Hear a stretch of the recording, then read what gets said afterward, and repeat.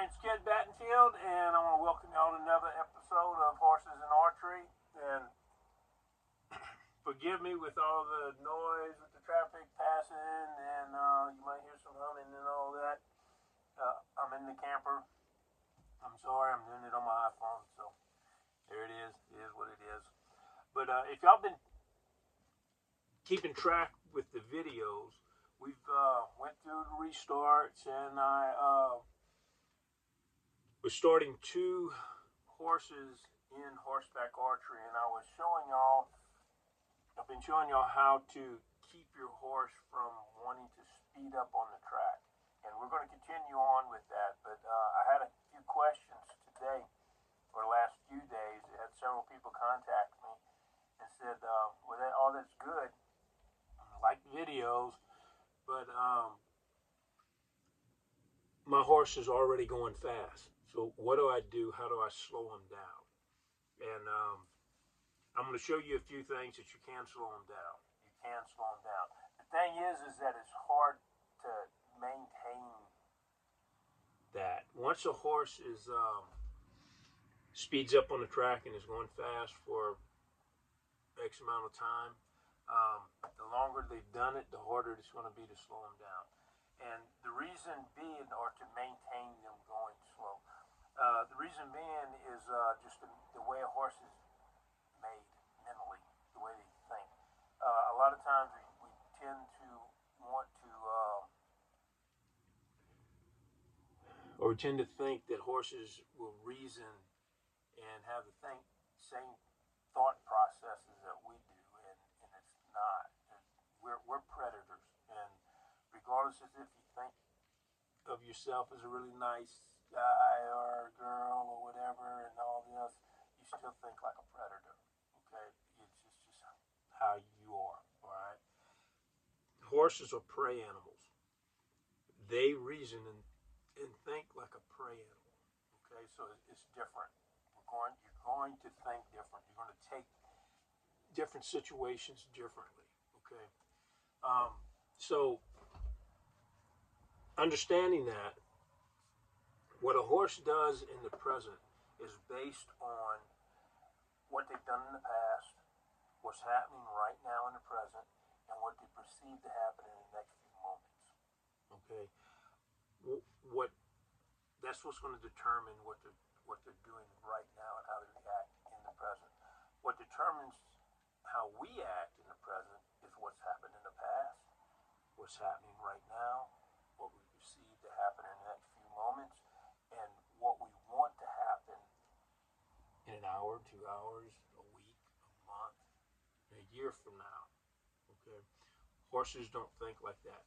It's just past, present, and then the next few seconds. Okay? Just the next few moments. They don't, they're not going to go cut hay and put it up for the winter so they don't starve to death. They don't think ahead like that. So that's another difference in the way we reason. Another difference is that when a horse gets excited, okay, almost every time when a horse gets scared, to them, whenever you scare a horse and they react and they jump like this, and then they settle down, whenever they jump like that, it's literally a matter of life and death to them. It's not a thing of us getting scared, somebody going, boo, and you go, oh, yeah, that's all it was, and you kind of shrug it off. Horses don't think like that, okay? It's a matter of life and death. Okay, so in that, you need to understand that. So when you're going down the track and you start to shoot your targets, and he's doing okay, he's doing all right, you had a walk, it's no big deal, so you shoot the target, all right, and you keep on walking. So you may not pick up on it, but whenever you draw back that bow and release it, the sound of the string, the sound of the fletching, all of this, the compared compared to us, the horses are hypersensitive, sight, sound, touch. Okay, so they're going to react to it. Now, they might not just run off the track or anything, but there's a little bit of reaction, and you keep on walking. Well, how they dealt with that sudden, they kept on walking. Okay.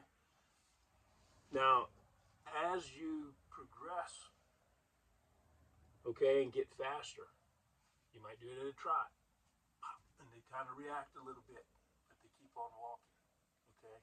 So what it is, make a long story short, what happens is how they react in the present is based on what they did in the past.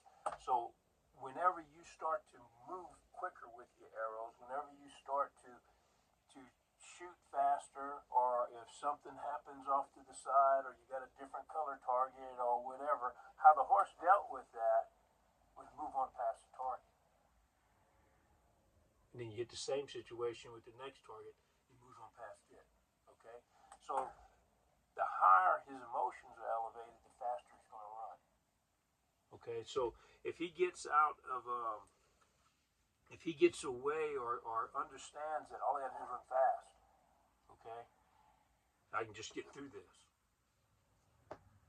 Point A to point B, start line to finish.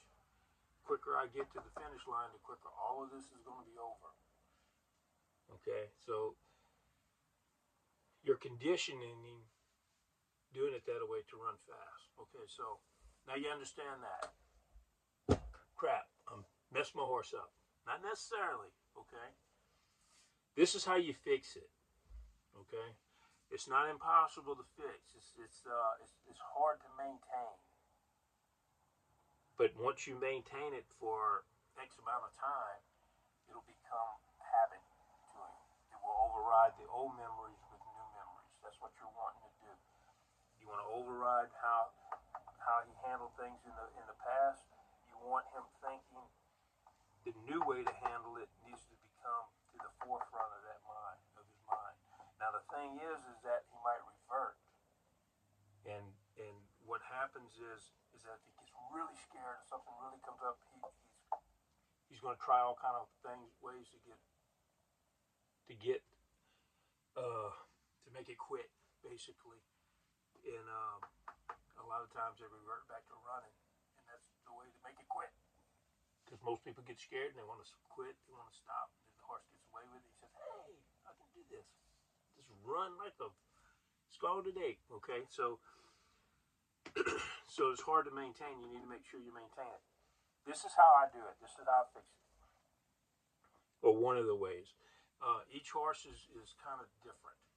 Okay, so you got to, you can't say take a cookie cutter approach and say this is how you do it. Okay. This is a good way to start off, okay? I'm going to say, for instance, this is the track. Here's your targets, okay? Can you see that? Track, targets. All right, you want to get at the front of the track. That's where we're going to go in. I'm going to come out here, all right? You need to get your horse where he'll canter a circle. Okay? Now, the smaller the circle, the slower your horse is going to canter. If he's just really fast, just make your circle smaller. Okay? And you need to canter a circle until he's relaxed. And he can canter a really nice, easy circle. Okay? Don't stop him anywhere in this circle. Don't bring him to the center and stop him. Don't do that. Come right here, canter your circle. When he starts to ask to stop, and you'll feel him just kind of, okay, can we slow down now? Or can we stop? Yes, we can.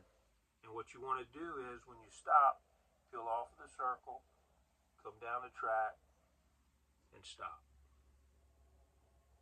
Okay, I stop about where the first target is. Circle, come down the track, and stop.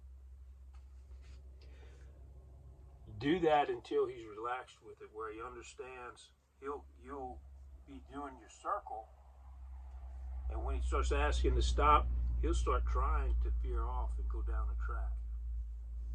Okay, they'll start doing that, and he'll start trying to veer off because that's where his break is. You come down the track and you do his break. When he's doing that relaxed, okay, and you need to do it from both sides. Okay, do the same thing over here. Come down, stop at your first target. When he's relaxed with that, what I do is I'll put a target in the center of the circle. I'll get him again, cantering around in circles. And I'll get a bunch of arrows. Okay? And I'll just shoot that target. And shoot it and shoot it. Because a lot of times what happens is their emotion comes up when you shoot. And they've already learned to go past that. So what you want to do is get him where his emotions don't get up anymore when you're shooting. So just canter him around in a circle, shoot the target until he's okay with it, until he relaxes and he's fine, and you just keep doing it until he starts asking to stop. You bring him on over here to the track and you stop him. When he's relaxed with that, go ahead, circle again, shooting the target, bring him on down the track, shoot the first target, stop. Okay? Bring him on down the track, stop, then shoot the first target. Bring him on down, keep doing it and mix it up. You might stop first, then shoot. You might shoot first, then stop. Okay? Ultimately, what you want to do is get him to where he's associating this stop. He's anticipating that stop right after that first target. Okay? And then you just progress it down to the second target. Then you go down to the third target, shooting one arrow. Okay? Getting with the first target. I'm going to shoot one arrow in the center target. Come back again, shoot one arrow on the third target. Okay? And then come back, shoot the first target, second target, stop. Come back, shoot the first target, stop. Mix it up. Okay? And you keep doing that until he's okay with it. But again, you want to canter him in these circles right here until he's really warmed up and he's asking to stop. He wants to stop. And what that's going to do is that's going to make the track his break. Okay? And you can just start from there. And there's other things that you can do. Sometimes what I do is I have an actual track. I made my track big, long oval like this. Okay? I got a track, and I can put set targets up all the way around it. Okay? I just do it like that. And what I do sometimes is I'll just canter around that track.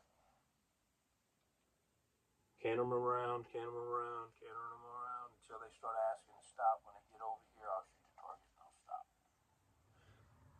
Then we'll do it again. And just mix it up like that. But what you want them to do is start anticipating the stop at every target. And you want to stop them only on this track. Don't stop them anywhere else. Just the track and just after you shoot a target. And you do that for a while, and you're going to notice they're going to relax and kind of slow down. All right. Now, if you take them to a competition or something, and they get keyed up and they want to run, guys, don't sacrifice your horse for a stinking competition. Don't do that. Okay. Comes your turn, you trot that dude down and shoot a target. Stop. And get off and walk him off the target. Walk him off the track. All right. That needs to happen.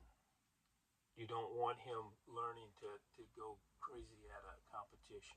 All right. Don't sacrifice your horse for the sake of a competition. And you pay all them big fees. They ought to be patient enough for you to do that. If not, that's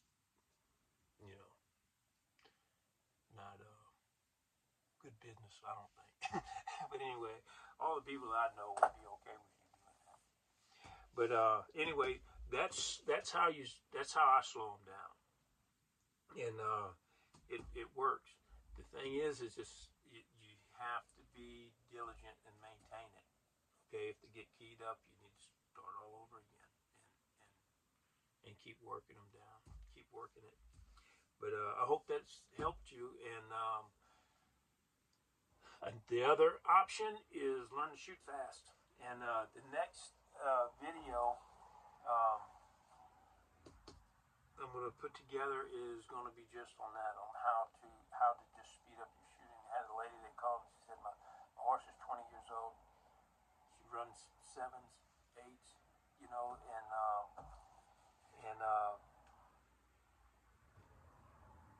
I don't know if it's even worth trying to slow her down.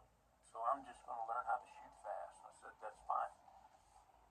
And I was giving them pointers on how to speed up your shooting. To me, if your horse is running 8.5 seconds, that's for me, that's ideal. 8.5, maybe 9. But if you run 8.5, you got 5 points that you can max out on your speed points. Okay, it's anything slower, anything faster than 9